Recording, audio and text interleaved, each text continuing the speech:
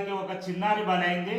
నిజామాబాద్ జిల్లా బాల్కొండకు చెందిన లక్షణ 10 సంవత్సరాల అమ్మాయి కుక్క కాటుకు గురై రేబిస్ వ్యాధి సోకి మరణించింది. ఆ అమ్మాయికి ఒక నెల రోజుల క్రితం కుక్క కరిచినట్టుగా వారి తల్లిదండ్రులకు చెప్పకపోవడంతో గత 3 రోజుల నుంచి ఈ అమ్మాయి కుక్కలాగా అరవడం, వింతగా ప్రవర్తించడంతో ఆ తల్లిదండ్రులు ఆందోళన చెంది ఆసుపత్రికి తరలించారని, వైద్యులు ఆ చిన్నారిని పరీక్షించి ఆమెకు రేబీస్ వ్యాధి సోకింది అని చెప్పడంతో హుటాహుటిన హైదరాబాద్కు తరలించారు. కానీ ఆ చిన్నారి నిన్న మరణించిందని తెలిసింది. ఈ రేబీస్ వ్యాధికి మందు లేదు.